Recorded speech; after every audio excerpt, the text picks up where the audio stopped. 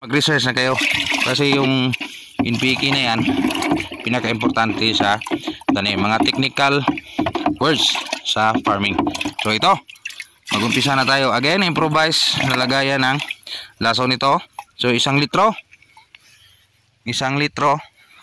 sa 6 na puno. So equal divide, 1, 2, 3, 4, 5, 6. So 6. Dali lang. Napakasimple.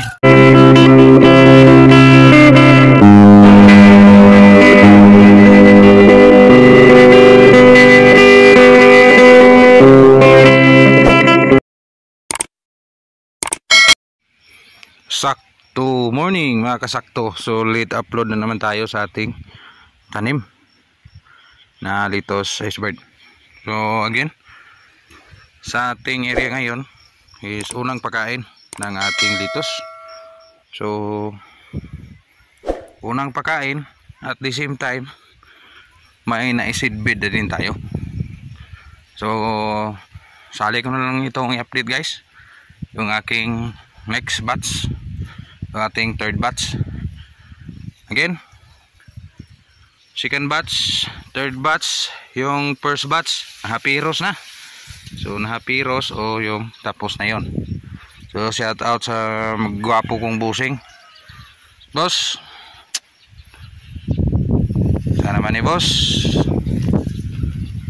ato na sadning amumahon og palapdan na tong kay balo sa pag tagad og litos.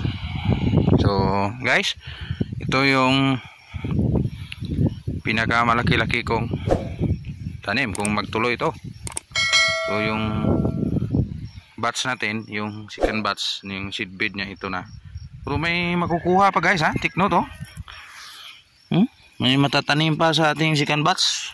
So in the next following days may makuha pa tayo dyan. So kung hindi na busy, so busy tayo ngayon, nakapokus tayo dito sa ating fertilizer application. So hindi ko talaga inaasa sa tao guys, ito yung pinaka worst scenario ng aking tanim. Pagtapos may tanim, itong damo na ito talagang challenging, big challenging yung ating tanim. So napaka yung damo na yan, pira lang ating Chinese cabbage doon sa taas is tapos na, pinakain na rin natin ng sikan. Unlike dito sa ating Litos Iceberg, ito ngayon first pakain pa lang. Mamaya ipakita ko sa inyo, pero saglit muna, napansin nyo dito sa aking tabi meron din tayong siling panigang. O alam nyo, hindi ako nagtatanim ng F1 ito, F2 ito, o anong F na ito, hindi naman F4 kasi yung F4 wala na. So ito guys, yan pansin nyo. So masukal-sukal din oh. Mga 1 linggo lang to hindi ko nalinisan. Ganito na yung itsura. So more or less nasa 2,000 pieces din to, 2K yung ating seedlings. So maganda-ganda rin yan oh. Parang binili yung buto oh. Basta ano guys, salat sa fungicide na paglaki niya, malakas yung ulan, yung humid weather, tapos sabay pakain at linis-linis din pag may time. So ngayon lang ito 1 linggo hindi nalinisan. It's because busy tayo dito sa ating ibang gawain. Pero kung ano guys, cultivation o gamas o pagdadamo, talagang kumukuha ko ng taon yan. Pero sa ditong gawain na to, may pagkatiwalaan ako dito kasi busy siya lang yung aking maraming nakabuking sa kanya. So andito is Pakyawan, yung birada ng pag-fertilizer. So andito na tayo dating pagpakain. So again, routine pa rin sa ating Litos Iceberg. Sa mga previous video natin, nandun na lahat. So mahirapan na din tayong mag isa-isa na naman, ulit-ulit. So yung pinapakita ko ngayon is yung actual pagkain. Simple lang. Again ito, may 1846 talaga kada starting ni Litos. Again, konti lang na fertilizer yung una. sika matapang-tapang, and then pangatlo matapang na. So yun lang ang sekreto ni Litos. Tapos may puting talaga in every puno na compost o abang. Napansin niyo yung mga lime na yan, yung lumalabas yan, ito yung mga lime na nakahilira dyan. So tapos kung maglitos kayo, yan mga lime, yan ang puti. So kung maglitos kayo, dapat naka-flat talaga. Matagal man gawin, pero doon kayo sa matagal na maganda yung trabaho. Kasi yung operasyon nyo, dito kayo dadaan, no? So napakagandang tingnan. Kung actually guys, sa mga batch natin sa batching, ngayong taong lang ito, pang third batch ito sa taon lang ito.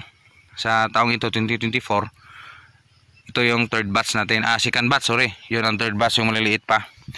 So actually guys, ako nagtatanim ako ng litos dito sa aming area pag tag-ulan. Kung medyo tag-init na, magsishift na ako sa ibang tanim. Pero depende pa rin kung may area na pwede si litos, pwede yun. So kaso lang, kung precious ang tag-init, hindi ganun ka ganda sa tag-ulan. Sa tag-ulan kasi challenging. Depende sa pag-aalaga, palakasan ng alaga, at depende din sa mamimili. Kasi pasok ng bear months, welcome to bear months. Bear months ngayon, so good na. Nag-start na, nag-umpisa ng bear months once ngayon, September 1, 2024.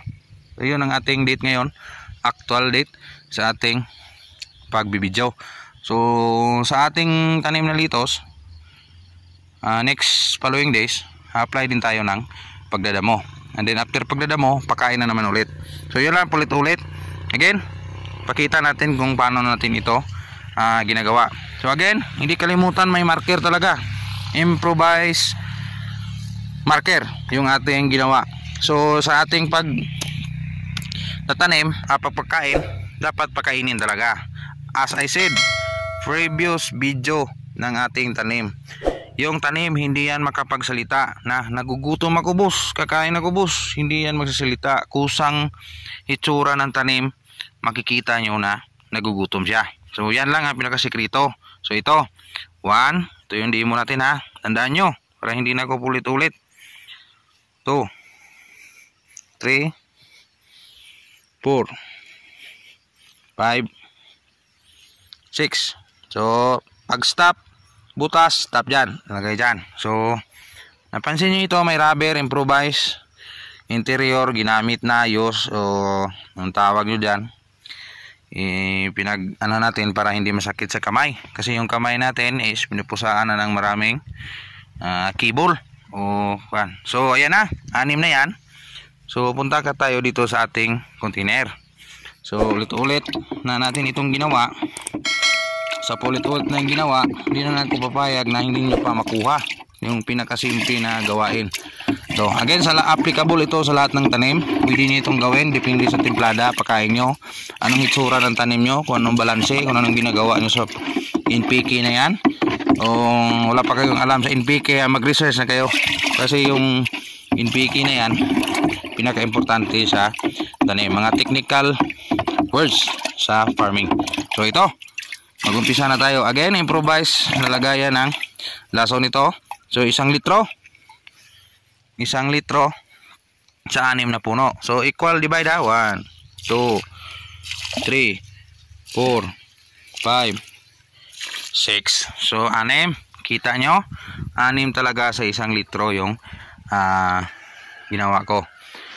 So yan lang muna, konting update dito sa ating area, Canlaon City, Negros Oriental. Ulit-ulit magsalita kasing ulap ng panahon sa ating lugar ngayon. Marami yung bugs para hindi natin makita. Importante yung ating kapwa farmers na iparating natin yung tamang balita. Salamat, Insakto TV.